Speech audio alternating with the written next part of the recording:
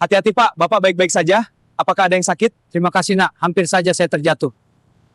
Setiap hari, kakek pemulung ini berjalan tertatih di bawah terik matahari.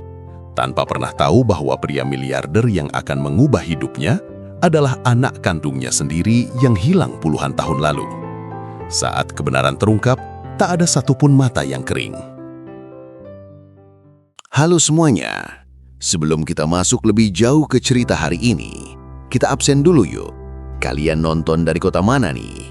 Tulis di komentar ya, agar kita bisa saling sapa dan saling mendoakan. Dan jangan lupa juga tulis sukses di komentar. Semoga kalian bisa sukses di dunia dan di akhirat. Amin.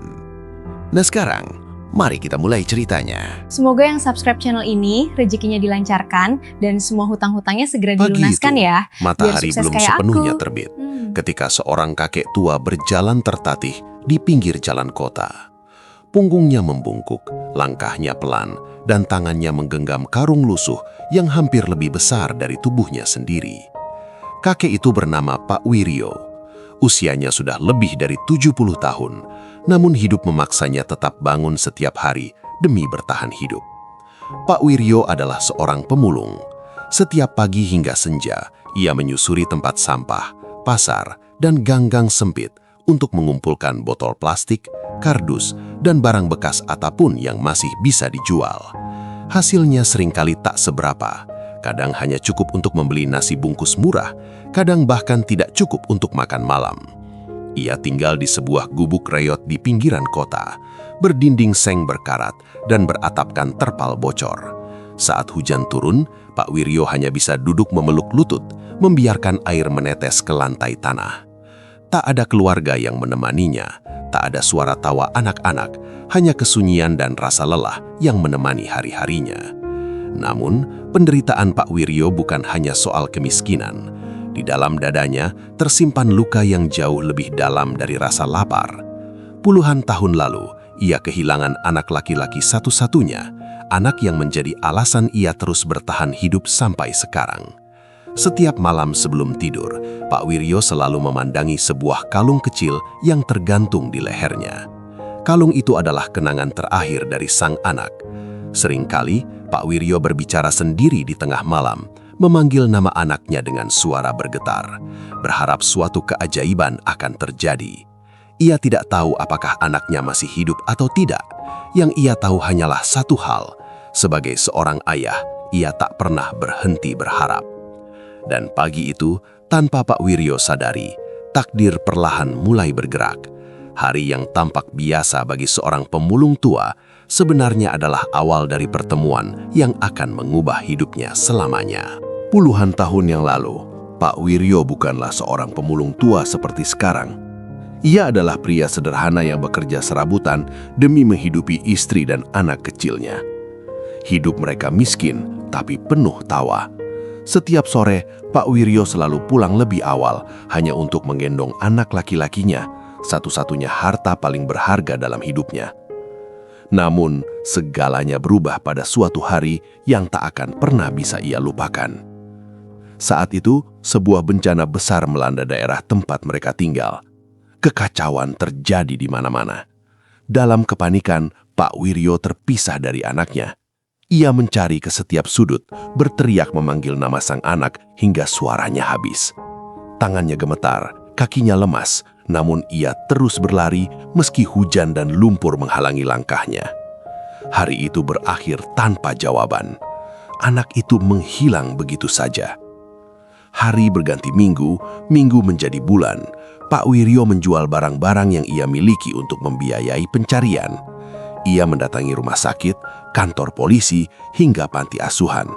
Setiap wajah anak kecil yang ia lihat membuat jantungnya berdegup kencang, namun harapannya selalu berujung kecewa. Istrinya jatuh sakit karena tekanan batin yang berat. Tak lama kemudian, ia meninggal dunia dengan satu permintaan terakhir. Tolong temukan anak kita. Kalimat itu menjadi beban sekaligus janji suci yang terus Pak Wiryo bawa hingga hari ini. Tahun demi tahun berlalu, kota berubah, orang-orang datang dan pergi, tapi luka di hati Pak Wiryo tak pernah sembuh. Ia sering menyalahkan dirinya sendiri, bertanya-tanya apakah ia adalah ayah yang gagal. Apakah anaknya membencinya karena merasa ditinggalkan? Yang tak pernah Pak Wiryo ketahui adalah anak kecil yang ia cari sebenarnya masih hidup. Anak itu dibawa jauh dari tempat asalnya, tumbuh tanpa mengetahui siapa ayah kandungnya, dan menjalani kehidupan yang sama sekali berbeda. Sementara Pak Wiryo bertahan hidup dengan kenangan dan penyesalan, di tempat lain, takdir sedang mempersiapkan jawaban atas doa-doanya yang tak pernah terucap dengan lantang. Dan tanpa disadari Pak Wiryo, waktu pertemuan itu kini semakin dekat. Hari itu, lalu lintas di pusat kota berjalan seperti biasa. Suara klakson bersaut-sautan, orang-orang berlalu lalang dengan wajah terburu-buru, dan tak satu pun dari mereka memperhatikan seorang kakek pemulung yang mendorong gerobaknya pelan-pelan di tepi jalan. Pak Wiryo kembali menjalani rutinitasnya, memungut botol plastik dari tong sampah besar di depan sebuah gedung perkantoran megah. Tiba-tiba, sebuah mobil hitam mengkilap berhenti tak jauh darinya. Mobil itu terlihat sangat mencolok di tengah panas dan debu kota. Dari dalamnya turun seorang pria muda berjas rapi, posturnya tegap, wajahnya tenang namun berwibawa. Orang-orang di sekitarnya langsung menoleh, beberapa berbisik pelan, mengenali sosok itu. Pria itu adalah Galih, seorang miliarder muda yang namanya sering menghiasi berita bisnis. Ia dikenal sebagai pengusaha sukses yang jarang tampil berlebihan, meski kekayaannya tak terhitung jumlahnya. Namun hari itu, Galih tak datang untuk rapat atau urusan bisnis.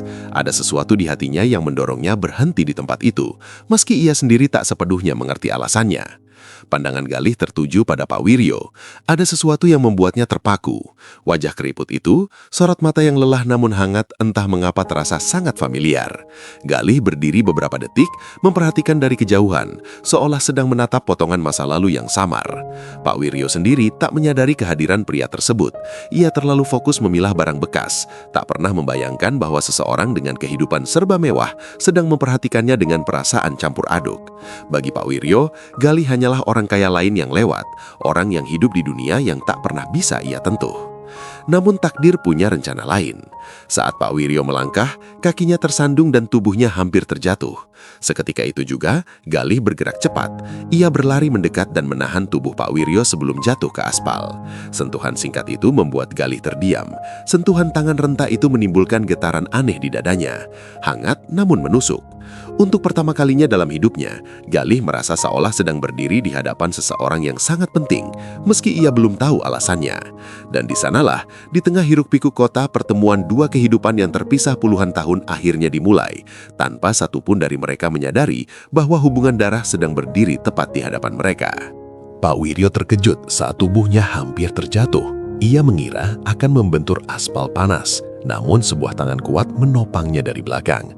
Dengan napas tersengal, ia menoleh dan melihat seorang pria muda berjas rapi berdiri sangat dekat dengannya.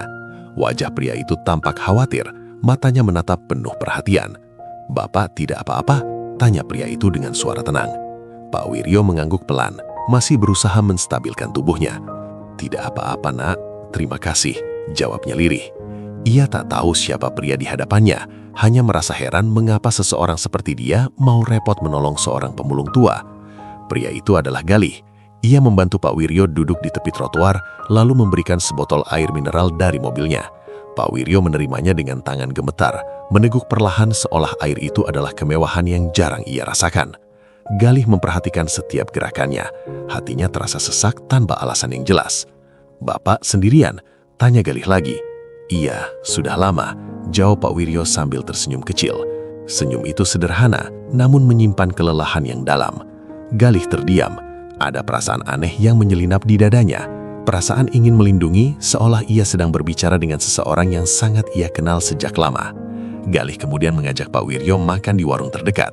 Awalnya Pak Wiryo menolak dengan halus, merasa tak pantas. Namun Galih bersisar. "Anggap saja saya numpang duduk," katanya sambil tersenyum. Akhirnya Pak Wiryo mengangguk, menuruti ajakan itu. Di warung sederhana itu, mereka berbincang.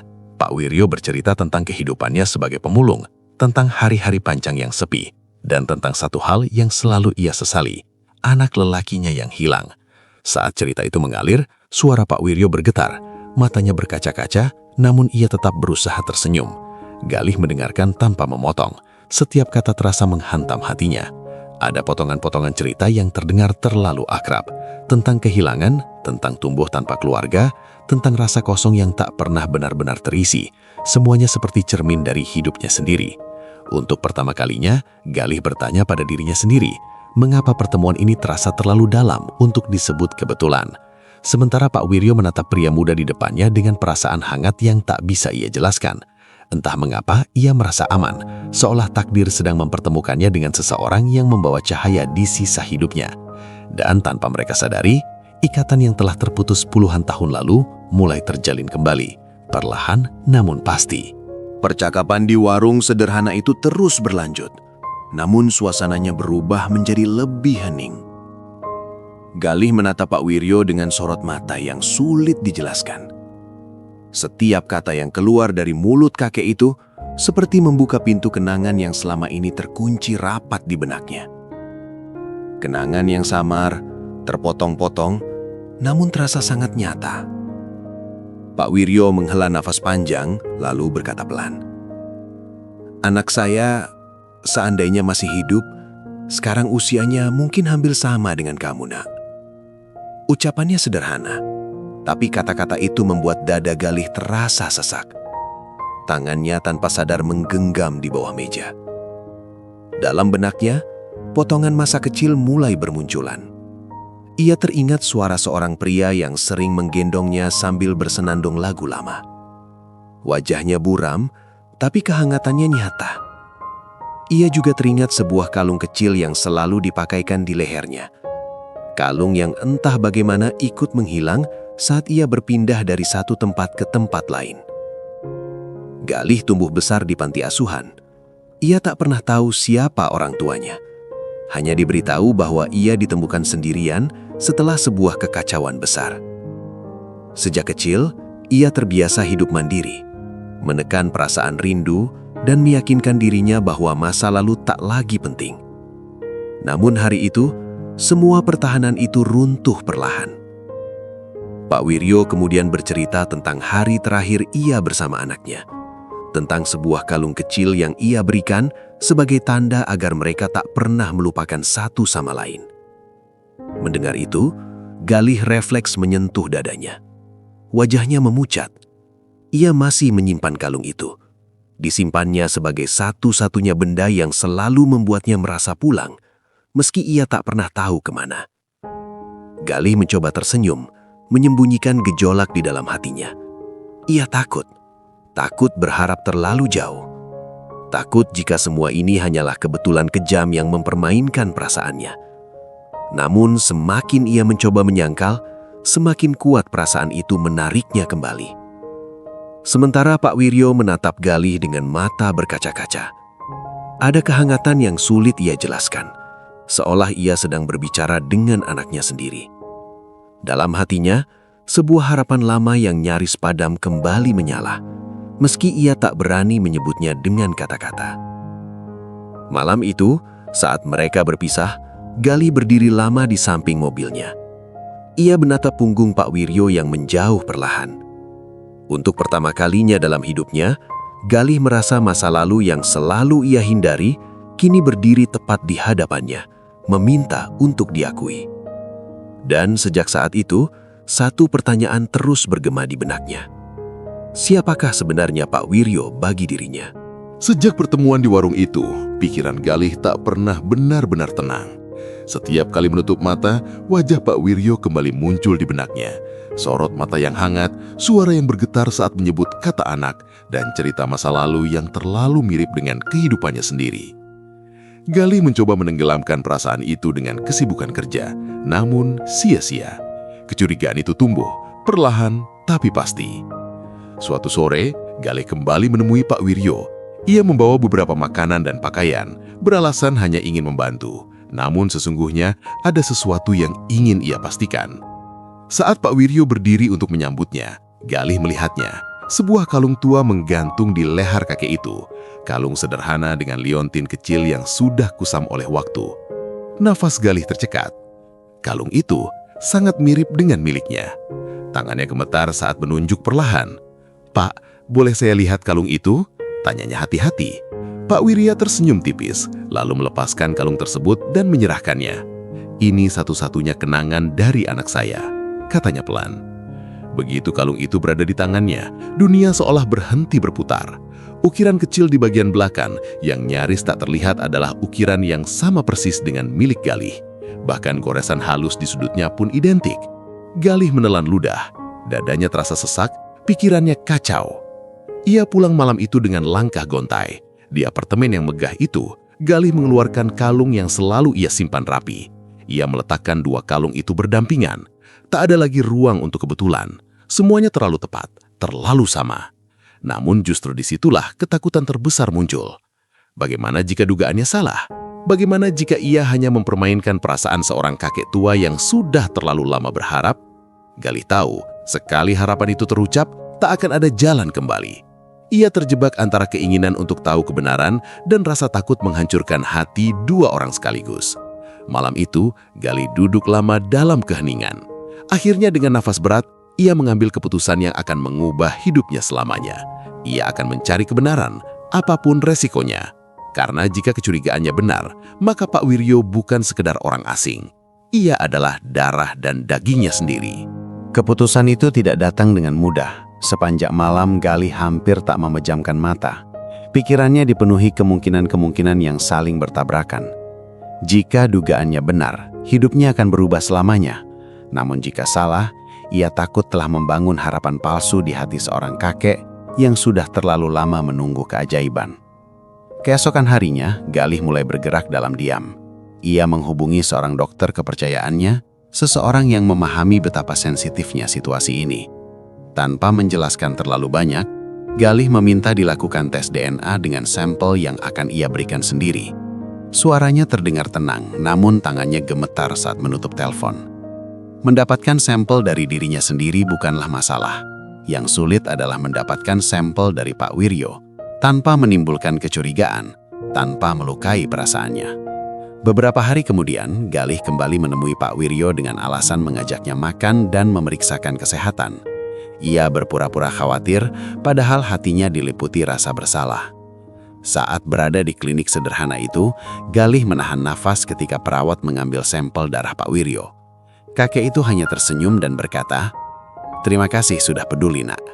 Kalimat sederhana itu menusuk hati Galih lebih dalam dari apapun. Ia menunduk, menyembunyikan mata yang mulai berkaca-kaca. Hari-hari penantian terasa seperti siksaan. Setiap detik berjalan lambat. Galih kembali menjalani hidup mewahnya, rapat, proyek, keputusan besar. Namun semua itu terasa hampa. Di sela kesibukan, bayangan Pak Wiryo selalu hadir. Ia mulai memperhatikan hal-hal kecil. Cara kakek itu tersenyum, intonasi suaranya, bahkan kebiasaan menghela nafas. Semuanya terasa semakin akrab. Di sisi lain, Pak Wiryo pun merasakan perubahan. Ia sering memandangi ponsel tuanya, berharap Galih menghubunginya. Tanpa ia sadari, pria muda itu telah menjadi cahaya kecil dalam hidupnya yang sunyi. Harapan lama yang ia kubur dalam-dalam kini mulai berdenyut kembali, meski ia tak berani menamainya. Malam sebelum hasil tes keluar, Galih duduk sendirian di balkon apartemennya. Ia memandangi lampu-lampu kota dari ketinggian, lalu berbisik pelan seolah berbicara pada dirinya sendiri. Jika ini benar, aku siap. Namun jauh di dalam hatinya ada satu ketakutan yang tak bisa ia hindari. Bagaimana jika kebenaran itu terlalu berat untuk diterima? Dan saat matahari terbit keesokan harinya, Galih tahu, hari itu akan menjadi penentu seluruh hidupnya. Pagi itu terasa berbeda. Udara seolah lebih berat dari biasanya. Galih berdiri di depan jendela apartemennya, menatap langit yang perlahan berubah warna. Ponsel di tangannya bergetar pelan, namun ia belum berani melihat layar. Jantungnya berdegup kencang, seolah tahu bahwa jawaban atas semua kegelisahan akan segera datang. Tak lama kemudian, panggilan dari dokter masuk. Galih menarik nafas panjang sebelum menekan tombol jawab. Suara di seberang terdengar tenang, terlalu tenang untuk sesuatu yang begitu menentukan. "Galih," kata dokter itu, "hasil tes DNA sudah keluar." Dunia seakan berhenti berputar. Galih menutup matanya, mendengarkan setiap kata dengan nafas tertahan. Dokter itu melanjutkan, menjelaskan angka-angka dan istilah medis yang terdengar samar di telinganya. Namun satu kalimat terakhir menghantam hatinya tanpa ampun. Tingkat kecocokan 99,9%. Tak ada lagi ruang untuk ragu. Galih terduduk lemas, tangannya bergetar hebat, matanya basah. Segala kenangan masa kecil yang selama ini terpecah kini menyatu membentuk satu kebenaran utuh. Pak Wiryo bukan sekedar orang asing yang ia tolong. Ia adalah ayah kandungnya sendiri. Beberapa menit berlalu dalam keheningan. Galih menatap hasil tes di layar ponselnya, berkali-kali membacanya, seolah berharap ada kesalahan. Namun kebenaran itu tetap sama. Hatinya dipenuhi campuran perasaan, bahagia, marah, rindu dan penyesalan. Semuanya bertabrakan tanpa ampun. Yang paling berat bukanlah menerima kebenaran itu, melainkan memikirkan satu hal, bagaimana ia akan mengatakannya pada Pak Wiryo. Kakek itu telah menunggu puluhan tahun. Harapan yang hampir mati, kini berpotensi menyala kembali. Galih takut melihat kebahagiaan itu berubah menjadi luka jika ia salah melangkah. Di sisi kota lain, Pak Wiryo duduk sendirian di gubuknya. Ia memandangi kalung di lehernya, merasakan debar aneh di dadanya tanpa tahu sebabnya. Entah mengapa pagi itu, ia merasa gelisah sekaligus berharap. Perasaan yang sudah lama tak ia rasakan. Sore harinya, Galih menatap namanya sendiri di cermin. Untuk pertama kalinya, ia tak lagi melihat seorang miliarder dingin dan mandiri. Ia melihat seorang anak kecil yang akhirnya menemukan jawabannya. Dan malam itu, Galih mengambil keputusan terbesar dalam hidupnya. Ia akan menemui Pak Wiryo dan mengungkapkan kebenaran, apapun resikonya. Karena beberapa kebenaran memang menyakitkan. Namun ada juga kebenaran yang mampu menyembuhkan luka puluhan tahun. Malam itu, hujan turun perlahan, seolah langit ikut merasakan beban yang ada di hati Galih. Ia berdiri di depan gubuk kecil di pinggiran kota, tempat Pak Wiryo tinggal. Tangannya terangkat, namun ragu untuk mengetuk pintu.